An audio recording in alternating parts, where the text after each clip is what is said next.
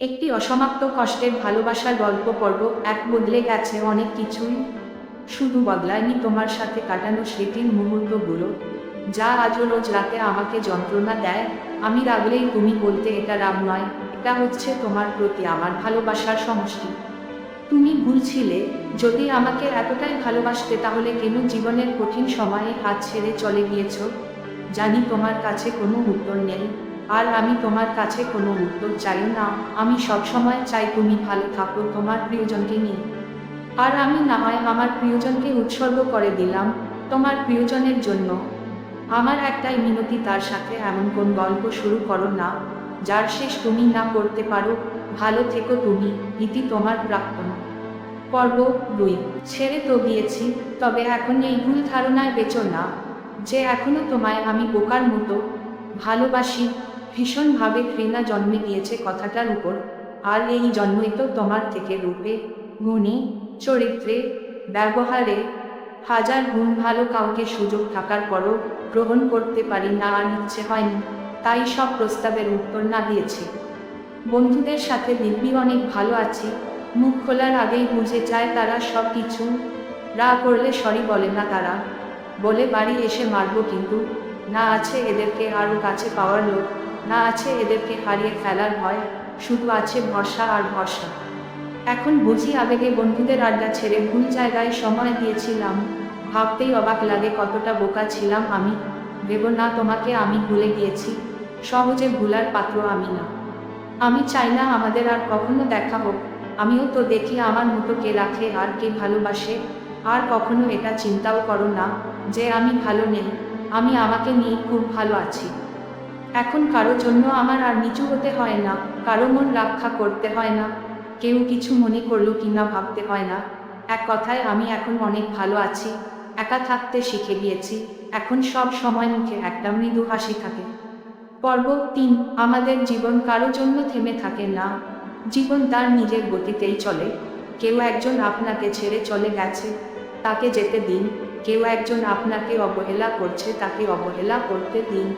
যে মানুষটি আপনার নয়, আপনি তাকে জোর করে রাখতে পারবেন না, আপনি হাজার চেষ্টা করলেও তাকে ধরে রাখতে পারবেন না। যখন তাদের জীবনে খারাপ সময় আসে, তখন নিজেকে ভালো রাখার জন্য তারা অতিথি পাখির মতো আশ্রয় খুঁজে চলে যায় অন্যের জীবনে। আমাদের মতো কিছু মানুষ বোকার মতো তাদেরকে আমাদের জীবনে আশ্রয় দেয়। তাদেরকে নিয়ে আমরা স্বপ্ন দেখতে শুরু করি, তাদের নেশায় আমরা যখন আসক্ত হয়ে যাই, ঠিক তখনই তারা আমাদের জীবন থেকে চলে যায়। এই মানুষগুলোর জন্যই অযথা আমরা আমাদের জীবনের মূল্যবান সময়গুলো নষ্ট করি, যা নিছে বোকামি ছাড়া আর কিছুই না। আমাদের নিজেদের ভালো থাকার চেষ্টা করতে হবে, অন্য কেউ আমাদের ভালো রাখতে পারবেন না। স্বার্থ ছাড়া এই শহরে কেউ কাউকে প্রিয়জন বানায় না।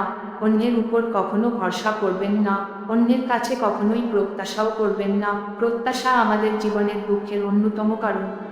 পর্ব 4। একদিন তাকে জিজ্ঞাসা করেছিলাম আমার পরিবারের সদস্যদের সাথে কেমন ব্যবহার করবে। উত্তরে যখন সে বলল, আমি যখন আপনার স্ত্রী হয়ে আপনার বাসায় যাব, তখন আপনার পরিবার মানেই তো আমার পরিবার, সুতরাং আমার পরিবার নিয়ে আপনাকে ভাবতে হবে না। এই উত্তরে আমি রীতিমতো অবাক। এত সুন্দর উত্তর আমার মনে হয় আর কোনো মেয়ে দিতে পারবে না। সেদিন এই উত্তর শুনে আমার মনে হয়েছিল আমি অমূল্য রতন পেয়ে গেছি। একদিন সে আমাকে কপি করতে থাকলো, আমি যেটাই বলি সেও আমাকে সেটাই বলতে লাগলো, মানে যাই বলি সেও সেটাই কপি করতে লাগলো। তারপর আমি তাকে বললাম এই তোকে একটা থাপ্পড় দিব, সেও কিন্তু আমাকে এটাই বলে ফেলছে। তারপর আবার সাথে সাথে সরি সরি বলতে লাগলো, কারণ সে আমাকে কখনোই তুই তুকারি করে না এবং আমাকে ছোট করে অসম্মান করে কোনো কথা বলে না। ওই দিন আমি ভেবে নিয়েছিলাম আমি আমার মনে মতো একটি মেয়ে পেয়ে গেছি। একদিন আমার জ্বর ও ঠান্ডা লেগে যায়, তখন ওর সাথে কথা বলার সময় কাশি দিচ্ছিলাম, তখন সে আমাকে একটি কথা বলেছিল। ওই দিন ভেবেছিলাম আমার কিছু হলে এই পৃথিবীতে অন্য কেউ কষ্ট পাক আর না পাক, সে ঠিকই কষ্ট পাবে।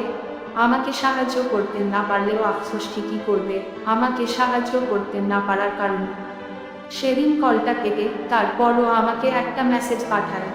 মেসেজে বলেছিল, আপনি এভাবে কথা বলবেন না, আমার ভয় লাগে। অনেক রাগের মধ্যে থেকেও ছোট একটি হাসি দিলাম। এরপর আবার আমাকে কল দিল, তখন আমি স্বাভাবিকভাবেই কথা বলেছিলাম, কিন্তু এত কিছুর পরেও রিলেশনটা আর রইল না, শুধুমাত্র তার কিছু ব্যবহারের কারণে। সে মাঝে মাঝে এমন কিছু ব্যবহার করত যা দেখে আমার মনে হতো সে আর রিলেশনটা রাখতে চাচ্ছে না। হয়তো আমার ধারণাটা ভুল ছিল, আবার হয়তো আমার ধারণাটাই ঠিক ছিল। পরবর্তী পোস্ট পেতে আমাদের সাথেই থাকুন। ধন্যবাদ।